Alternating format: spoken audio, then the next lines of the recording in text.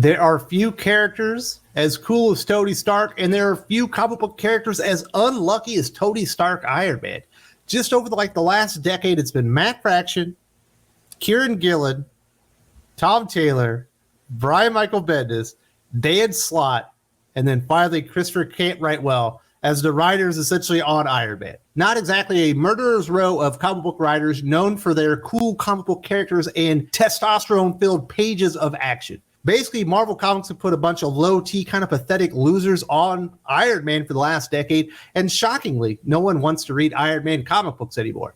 Can Marvel Comics fix this? Well, first, they need to fire Christopher Cantwell, who's been on the character for about 2 years now. And the good news is that it actually happened. I can't believe Marvel Comics actually made a good decision. First, they get rid of Jason Aaron on Avengers, and now they get rid of Christopher Cantwell on Iron Man. These changes were long overdue, in my opinion. Of course, what's probably going to happen is Jason Aaron's going to write Iron Man, and Christopher Cantwell's going to write Avengers, probably, right? It's Marvel Comics. They're going to do something. It's all a shell game there. Them just moving around their shitty writers that they think have name cachet, even though they can't deliver the goods as far as stories anymore. Let's get to the details of this momentous occasion that we've all been waiting for Iron Man. Writer Christopher Cantwell's Iron Man run comes to an end in November with an oversized issue marking both the current series numbering of Iron Man number 25, which will also bear the legacy numbering of Iron Man 650. Cantwell's thought-provoking run, as Marvel describes it, will culminate in a celebration of Iron Man Day in New York City, though the usually egotistical Tony Stark may not exactly be in the mood to celebrate himself, as he asked himself, must there be an Iron Man? Well, at least Christopher Cantwell is going to get a needle the character and destroy him just a little bit more before he heads out the door, as if Iron Man Tony Stark has ever really wondered, is there need for an Iron Man? I don't know if you know this, Christopher Cantwell, the Marvel Comics editors, and CB Cebulski. The universe has almost died multiple times, and Iron Man, Tony Stark, has been on the forefront of saving the universe multiple times. Now, they've tried to make the character a goddamn villain. They just can't bring him back from Civil War. That was a good storyline. I still like it, but for some reason the character hasn't been able to recover. I think a lot of it has to do with bad comic book writing. Tom Taylor, Brian Michael Bendis, Dan Slott, Christopher Cantwell. Those are the last four writers on Iron Man. Although I think James Robinson might have been in there for a cup of tea as well. And if Christopher Cantwell taking Tony Stark Iron Man down another peg as he's going out the door, if that wasn't enough of a kick in the balls for comic book readers, it's going to be an oversized milestone issue that's probably going to cost you $8. My goodness. They should have made this change a long time ago. I've been talking about how terrible this run is for 2 years now. I was pretty excited about this. Like, you can't do worse than Dan Slott's Iron Man. That thing was just a jumbled mess. He did not know what to do with that character. You know, the rule is, if you want to write a good Reed Richards, you need to have a smart writer, because Reed Richards needs to be smarter than everyone else in the room, and so does Dr. Doom. If you want to write a good Tony Stark Iron Man, you don't need to be the coolest guy in the room, but you need to be able to imagine what it would be like to be the coolest guy in the room and not hate yourself for it. And I think that's probably the biggest problem with all this. Did you read Iron Man 2020 from Dan Slott?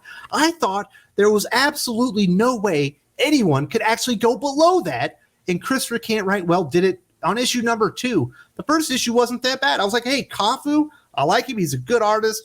Christopher Cantwell, he's coming off of this Dr. Doom thing that was pretty decent. He just goes in and just destroys the character, and you can tell that Christopher Cantwell just like hates rich people, which I think is weird. He worked in Hollywood. He was making his own shows and stuff. I imagine he was doing that to be rich. He could have wrote plays or something, or been a painter or something like that if he wanted to be creative and be poor for the rest of his life. But no, he went into television because you imagine Christopher Cantwell would like to be a rich man. Maybe he's jealous of Tony Stark, but whatever it is, his idea of what Tony Stark is and what makes him special is just so far gone. I don't even know what to think about it. I'm just glad it's over. Now, the big question is, who's going to replace him? It's like I said, it's likely going to be Jason Aaron. It's not going to be Dan Slott. We know that because he already wrote Iron Man and failed quite spectacularly. The other person that maybe I think could take over is a Jed MacKay, because he has been working in that Iron Man space with like Iron Cat and stuff like that. I don't know. It can't get worse than Christopher Cantwell, though, right? I shouldn't say that, because it could always get worse. They could bring in John Ridley on the book. That's a writer that absolutely hates Tony Stark more than Christopher Cantwell. Like, he would probably do a worse job. Who else would do a worse job than Christopher Cantwell on an Iron Man book? Megan Fitzmartin, she would do a worse job. Tim Sheridan would do a worse job. Nadia Sheamus would definitely do a worse job. Cecil Castellucci would probably do worse, but it'd be hard. Like, you're talking the very worst comic book writers that Marvel and DC are willing to hire these days could come in and really tank the series worse than Christopher Cantwell. And that's probably what Marvel Comics is going to do.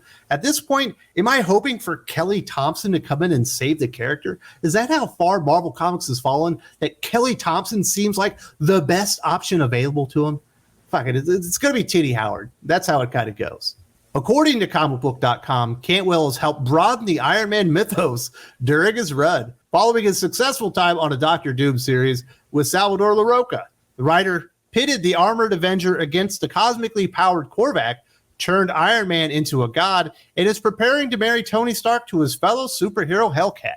I think using the term superhero in conjunction with Hellcat is a little bit too high a praise for the character. Essentially, especially in this run, she is a nag. She's just there to nag Tony Stark and tell him how privileged and what a piece of crap he is. And she did it for 2 years, and that's why the comic book really is beyond grading. You just can't take it. And of course, Christopher Cantwell, when he looks at Tony Stark, he just sees an addict. So of course he has to become a heroin addict and stuff like that. And Tony Stark just hasn't been cool. He hasn't been fun. Sure, he fought Korvac, but that story was already done better by Jim Shooter. Like, why even bring the character back? It had a perfect ending. Oh, so Christopher Cantwell can fuck it up. Well, that's kind of what Marvel Comics is these days. Christopher Cantwell's run on Iron Man is derided. It will not go down in history as anything worth remembering, other than how to screw up a comic book character that was essentially known worldwide. As far as all the Marvel superheroes, you know, obviously Spider-Man's more popular, Wolverine's probably still more popular, but that's probably about it. Maybe it's Captain America and Iron Man sitting at that next level, just as far as worldwide recognition of who the character is and why people like them. Yet they absolutely refuse to do anything that actually celebrates Tony Stark, who he is, and what makes him a cool superhero.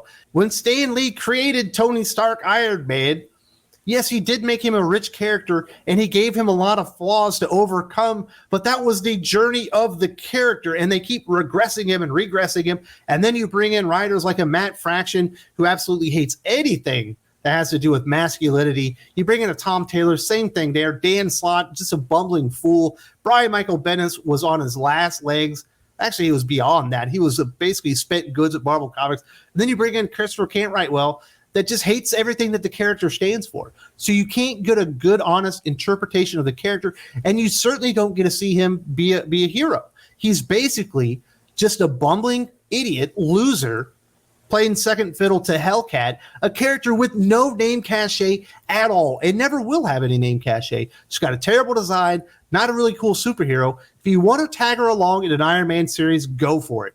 But you can't have that character really try to upstage Iron Man. It just didn't work out. This Iron Man run absolutely sucked. Now let's get some of the details about this big milestone celebration. Iron Man 25, also known as Iron Man 650, celebrates the momentous occasion with Iron Man Day in New York City, joining Christopher Cantwell and Angel Unzueta for stories include Marowa Oyedel and Dotan Akande, and Kurt Busiek and Ben Dewey, and a tease of what's to come next for Iron Man. Marvel will already have lined up the next creative team for Iron Man, and we may get our first clues in November. So apparently they're going to give you a little teaser of what they're going to do next, but where's fucking David Michelinie? You're doing the Iron Man 650. It's supposed to be a milestone. Why don't we bring in creators that are associated with the characters for doing good work? Like Busiek, okay, if you want to have him in there, but where's Michelinie? How about we bring in Jon Favreau? He's the one that really brought the character into the limelight and really boosted him up. I know he's a big director and probably costs a lot of money, but they want to bring everyone else in. Why not bring in Favreau on a goddamn Iron Man story and do something to actually celebrate the character and how great he is on his best day, instead of highlighting everything about the character and what he can be when his worst day is every single day of his life, which is pretty much what Christopher Cantwell has done with the character. Dan Slott tried to make him a goddamn team book. I don't even know what he's thinking there. It was so stupid. Jocasta, get that crap out of here. Brian Michael Bendis decides to kill the character, turn him into an AI again, so Riri Williams can get the spotlight and become the new Iron Man. That absolutely flopped. Ugh.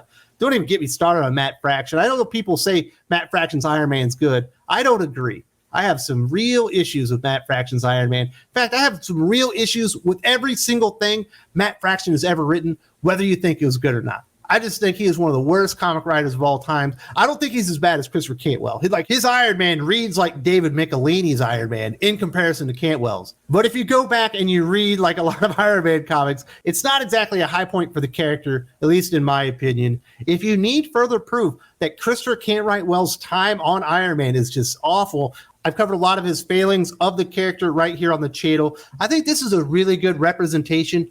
Iron Man number 10, we already knew he was screwing this run up, but this is when you really knew that there was no redemption for Christopher Cantwell's Iron Man series.